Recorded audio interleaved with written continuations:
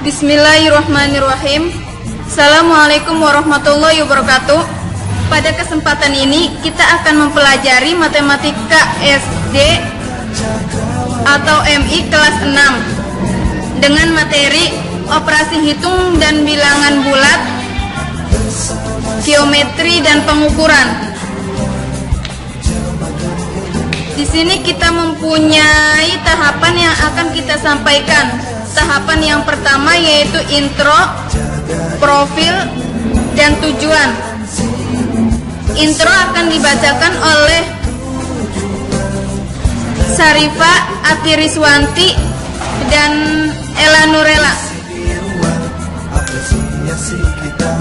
Prakata, puji dan syukur penyusun panjatkan kehadirat ilahi Robi atas hidayah dan karunia-Nya, sholawat serta salam kepada Nabi Muhammad SAW. Alhamdulillah, penyusun telah menyelesaikan tugas ini tentang operasi bilangan bulat, geometri dan pengukuran. Adapun tugas ini diajukan untuk memenuhi salah satu tugas mata kuliah program komputer. Pada kesempatan ini, kami menyusun makalah ini berdasarkan hasil rangkuman dari beberapa sumber yang membahas tentang materi kelas 6 SD. Penyusun mengucapkan terima kasih yang sebesar-besarnya kepada semua pihak atas bantuan dan kerjasamanya yang baik. Penyusun menyadari penyusunan tugas ini masih jauh dari sempurna, baik dalam segi isi maupun penulisannya. Oleh karena itu, penyusun sangat mengharapkan masukan-masukan untuk tugas selanjutnya. Tujuan selanjutnya akan dibacakan oleh Arudin. Tujuan pembelajaran: setelah mempelajari bab ini, kamu diharapkan mampu: yang pertama, melakukan operasi bilangan hitung, bilangan bulat dan pemecahan masalah. Yang kedua, menggunakan sifat-sifat operasi hitung termasuk operasi campuran, FVB dan KPK. Yang ketiga, menentukan akar pangkat 3 suatu bilangan kubik. Dan yang terakhir adalah menghitung luas segi banyak, sederhana, volume bangun dan ruang. Isi di sini akan dijelaskan oleh Mamat Rahmat. Operasi hitung bilangan bulat dibagi menjadi 4. Yang pertama itu operasi hitung, yang kedua itu pengerjaan hitung campuran, yang ketiga FPB dan KPK, perpangkatan 3.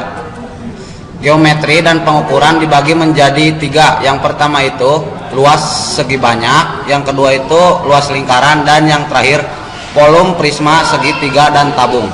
Next.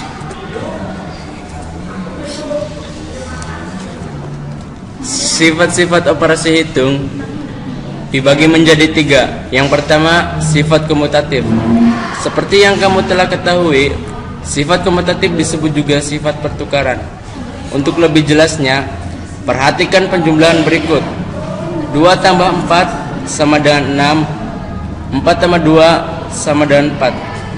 Jadi, 2 tambah 4 sama dengan 4 tambah 2, ruas kiri sama ruas kanan, hasilnya adalah 6. Sifat seperti ini dinamakan sifat komutatif pada penjumlahan. Sekarang coba perhatikan perkalian berikut.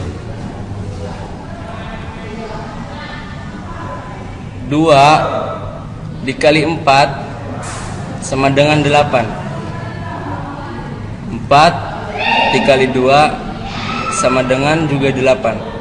Jadi 2 dikali 4 sama dengan 4 dikali 2, sama dengan hasilnya ruas kiri sama ruas kanan adalah 8. Sifat seperti ini dinamakan sifat komutatif pada perkalian.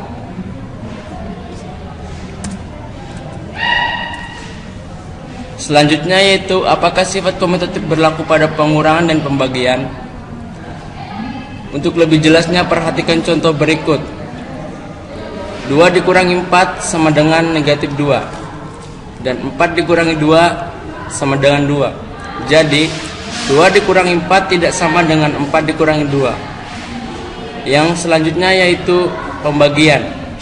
2 dibagi 4 sama dengan 0,5, dan 4 dibagi 2 sama dengan 2. Diperoleh bahwa 2 dibagi 4 tidak sama dengan 4 dibagi 2. Jadi Pada pengurangan dan pembagian tidak berlaku sifat komutatif. Yang kedua adalah sifat asosiatif. Pada penjumlahan dan perkalian tiga bilangan bulat berlaku sifat asosiatif atau disebut juga sifat pengelompokan. Perhatikan contoh penjumlahan tiga bilangan berikut. Buka kurung 2 tambah 3 tutup kurung ditambah 4 sama dengan 5 tambah 4 sama dengan 9. 2 ditambah buka kurung 3 ditambah 4 tutup kurung sama dengan 2 ditambah 7 sama dengan 9. Jadi buka kurung 2 ditambah 3 tutup kurung tambah 4 sama dengan 2 ditambah buka kurung 3 ditambah 4 tutup kurung. Sifat seperti ini dinamakan sifat asosiatif pada penjumlahan. Selanjutnya yaitu sekarang coba perhatikanlah contoh perkalian berikut.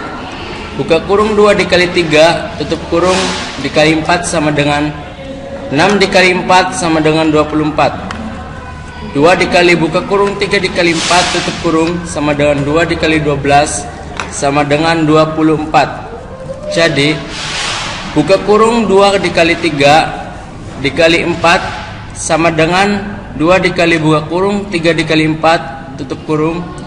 Sifat ini disebut sifat asosiatif pada perkalian. Yang ketiga, sifat distributif. Selain sifat komutatif dan sifat asosiatif, terdapat pula sifat distributif.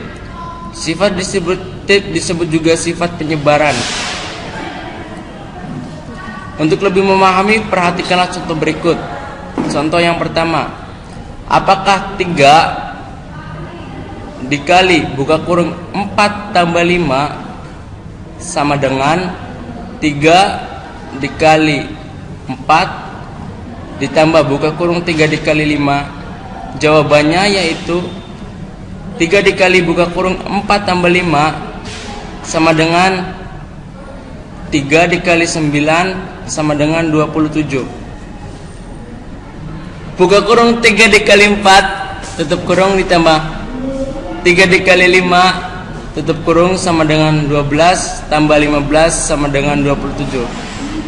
Jadi 3 dikali buka kurung 4 tambah 5 tutup kurung sama dengan buka kurung 3 dikali 4 tutup kurung ditambah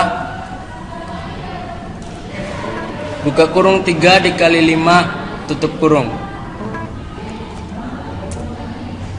Contoh yang kedua yaitu apakah 3 dikali buka kurung 4 dikurangi 5 tutup kurung sama dengan buka kurung 3 dikali 4 dikurangi buka kurung 3 dikali 5? Jawabannya yaitu 3 dikali buka kurung 4 dikurangi 5 sama dengan 3 dikali buka kurung negatif 1 tutup kurung sama dengan negatif 3.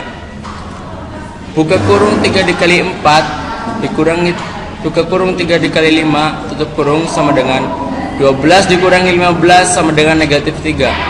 Jadi 3 dikali buka kurung 4 dikurangi 5 tutup kurung sama dengan buka kurung 3 dikali 4 tutup kurung dikurangi buka kurung 3 dikali 5 tutup kurung. Contoh 1 dan contoh 2 ini menunjukkan sifat distributif perkalian terhadap penjumlahan dan pengurangan. Bismillahirrahmanirrahim.